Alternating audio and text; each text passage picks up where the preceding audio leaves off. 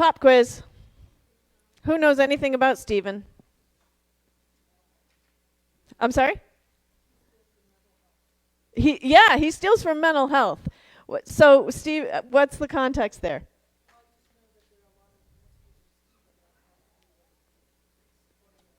Yes. So, Stephen Ministries. Anybody ever heard of Stephen Ministries? So it is a nationwide, probably worldwide program that actually does offer a lot of kind of mental health support services. But the cool thing about Stephen Ministries is that there's fabulous training that is provided for anyone and everyone who wants to be able to provide care to people who are suffering. So, and it is in fact named after this Stephen that we hear about. Anything else? Nobody knows anything about Stephen. Yeah, that's why I'm preaching on Stephen. When Jennifer said, we're using John, right? I was like, no. I never go with the easy stuff, right? So this is the only time we hear about Stephen is in the book of Acts. And we have to back up a little bit before we find anything out about who this person is or why he gets killed. It's more than just the couple little verses that we read today. So to find out who Stephen is and why he matters at all, you have to just go back to the 6th chapter of Acts. You don't have to go back very far because this whole account is only in a couple of chapters of the book of Acts. So Stephen actually enters the story because there's a conflict in the early church. Imagine, right? So here's what's going on. The leaders, the 12 apostles who were called by Jesus, they are overwhelmed and they can't do everything, and at least can't do it all perfectly, so there's a conflict. So the leaders can't keep up with everything that there is to be done. Anybody relate? Okay. So we have leaders who are kind of at their wits' end. They just can't keep up with everything there is to do to support the community of faith. And so because of that, there's some conflict that arises. So we know that with this early congregation or this early community, they held all things in common. And one of the things that they did in common was eat together. And so all of the food was prepared and served to everyone in the community, except that there starts to be this kind of argument. So there's a diversity of people that are in this early community. Some are Hellenists or Greek speaking. Some are Aramaic speaking, the Hebrews. But they're all together in this community, and as is the case with humanity, some start to be neglected. Some are getting fed first, and so others are getting kind of shortchanged on the whole deal. So there's a complaint. And the apostles call a meeting of all the disciples, all of the students of Jesus, all the followers of Christ that are in this new community. And they say, okay, hold up. We can't do everything. We can't be all things to all people. So here's what we're going to do. We're going to devote ourselves to prayer and preaching, and you are going to pick 7 people to take care of the food situation because we can't do it all.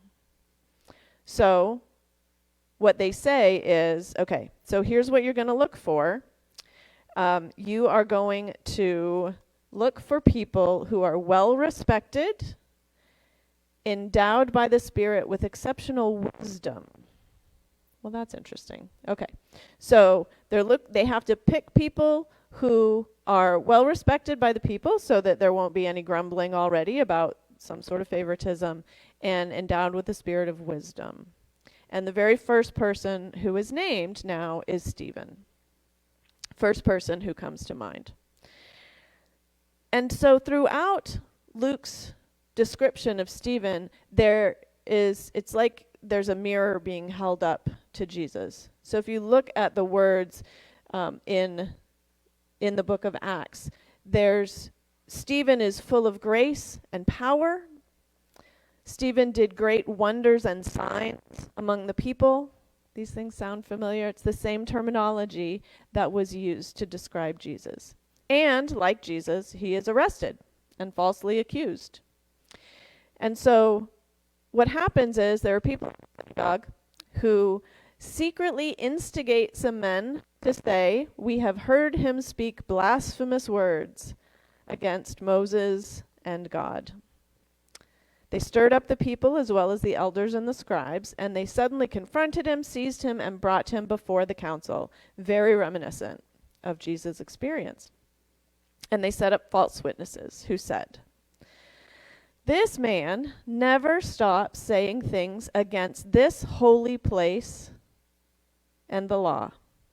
For we've heard him say that this Jesus of Nazareth will destroy this place and will change the customs that Moses handed on to us." Whoa. We don't like changing customs. Like, that's not cool. The council doesn't like the idea that someone would talk about changing customs. So Stephen was chosen to wait on tables, but Stephen is actually taking on some preaching here. In fact, right after he's chosen as a leader in this food-based ministry, he gets arrested and thrown in jail. And he's not arrested for, serving widows food. He's arrested because of the things he's been saying. And the thing that is so offensive that he's been daring to speak about, the only snippet that we get today is the last few words, perhaps because the earlier text may be a little too offensive for us to hear. A lectionary reading often does that for us. It cherry picks things that we might be able to handle. But Stephen is daring to speak against the designated place of worship. He's speaking about the place that people go to admire the beauty of the buildings in the temple. And it's not that the buildings are bad. It's just that they have become, in Stephen's opinion, you can't shoot the messenger because he's already dead. In Stephen's opinion, the temple has become an idol. Maintaining the physical structure of this place for corporate worship and maintaining this segregation between leaders and followers has become the focus of this supposed faith in God. And so rather than caring for widows and orphans, and rather than caring for the sick, and rather than feeding all people, instead the structure of the church, the structure of the temple, has been putting all of its resources into maintaining the building.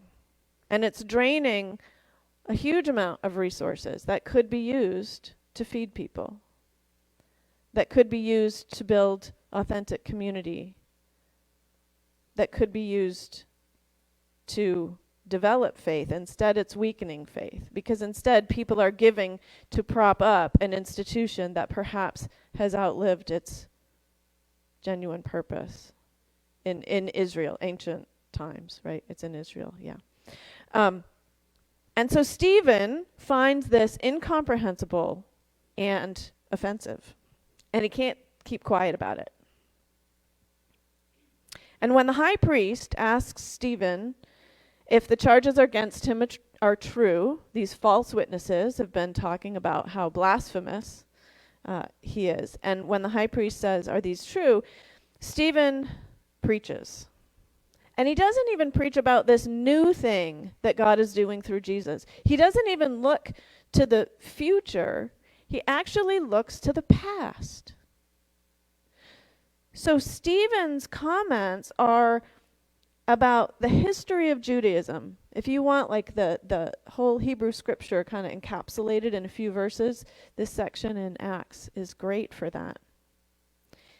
He starts with Abraham. And he says, you know what? Abraham had to leave the land of his forefathers. And sometimes Abraham gets referred to as a wandering Aramaean.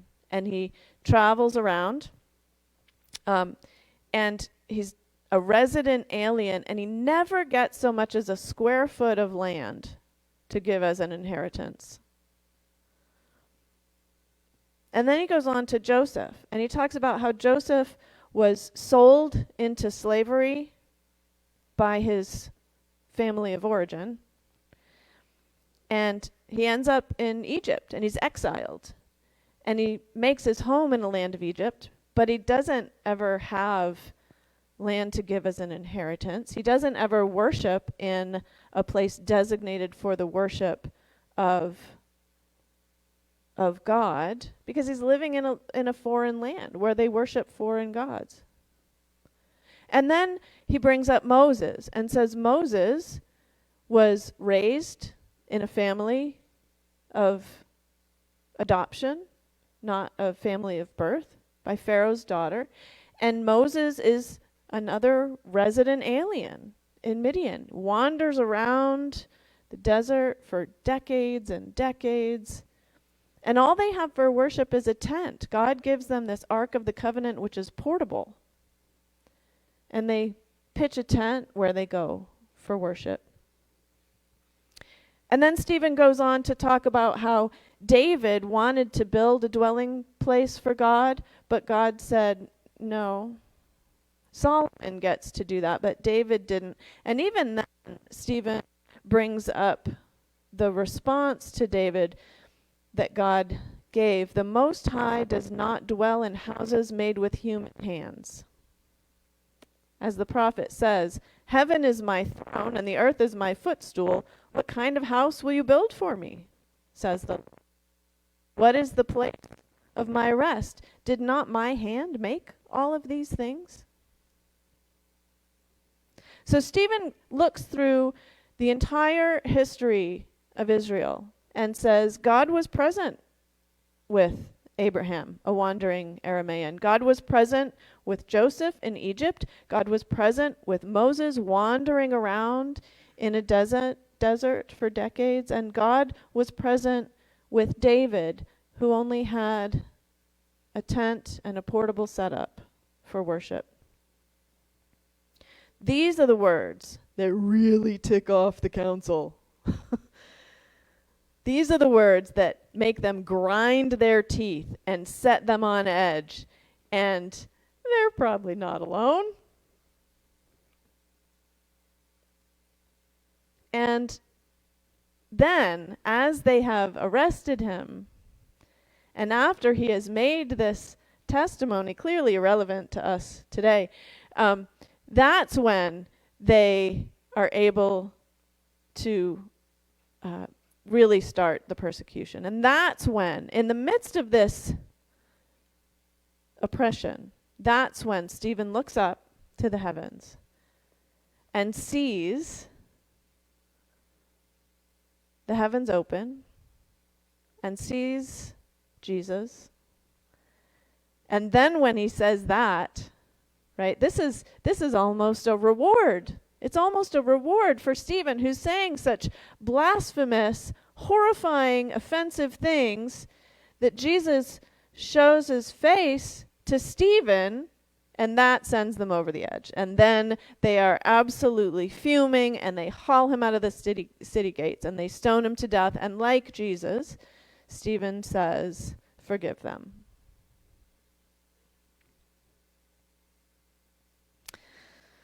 So clearly, this is a lovely historical narrative that doesn't have much to do with us today. But maybe it's worth asking just a couple of questions. Maybe it's worth considering who's being neglected. Who is it that is being neglected when we rely on just a few people to take on all of the work of a community of faith?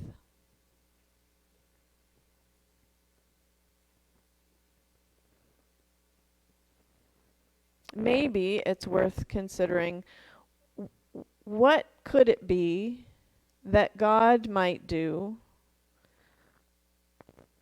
with this congregation's resources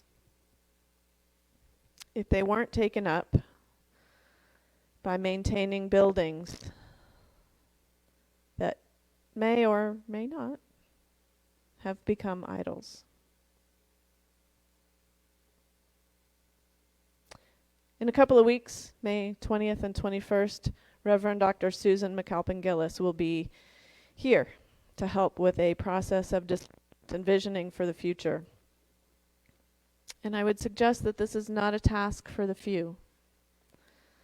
This is a task for you. May Jesus show his faith during that process. Amen.